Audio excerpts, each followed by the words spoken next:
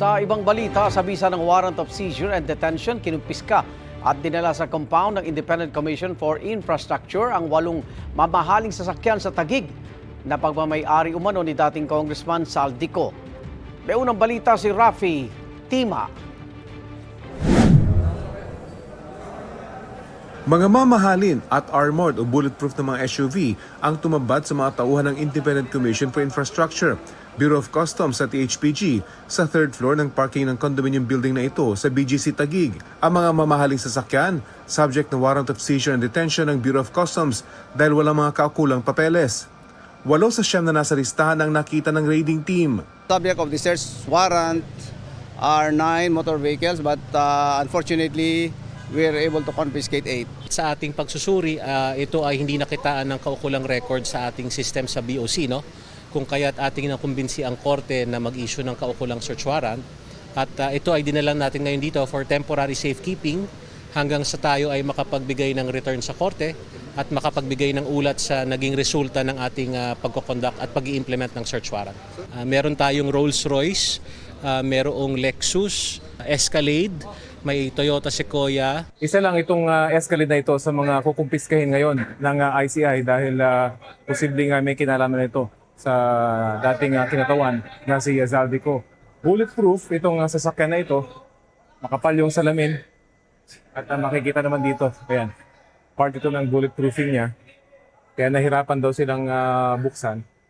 At kung pagbabasehan daw yung itsura nito, ay matagal nang nakastock itong sasakyan na ito dito sa parking lot. So ngayon ay dadali na sa ICI compound ang mga sasakyan na ito. Ang mga kinumpiskang sasakyan, nilagyan ng selyo ng raiding team. Ang iba hindi na umaandar, kaya kinailangan pang ayusin ng mga tauhan ng HPG.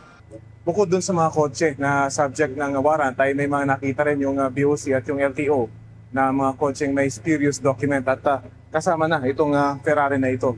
Kaya isa ito sa mga kukumpiskahin at dadalhin sa ICI para maimbestigahan dahil kulang daw ito sa kaukulang papeles.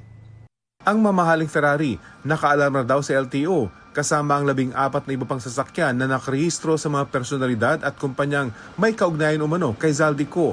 5 sa mga nakaalarma ang nakita sa parking building.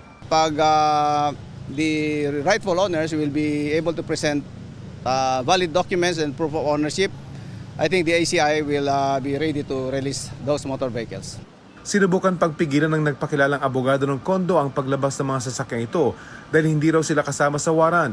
Pero dahil nakaalarma ang mga ito sa LTO, nailabas din at dinala sa compound ng Independent Commission for Infrastructure dahil wala raw itong espasyo sa BOC. Habang inilalabas ang mga sasakyan, isang residente ng condominium kung saan kinuha ang mga ito ang nagsisisigaw. Balik nyo yan! Pera namin yan! Isauli ninyo! Sa kabuuan, nagkakahalaga ng 145 million pesos ang 8 sasakyang nasa warrant. May feelers na rin daw para maisuko ang ika-9 na sasakyan na umano'y tinanggal sa parking kahapon ng umaga. Ito ang unang balita. Rafi Tima para sa GMA Integrated News. Igan, mauna ka sa mga balita, mag-subscribe na sa GMA Integrated News sa YouTube para sa iba't ibang ulat sa ating bansa.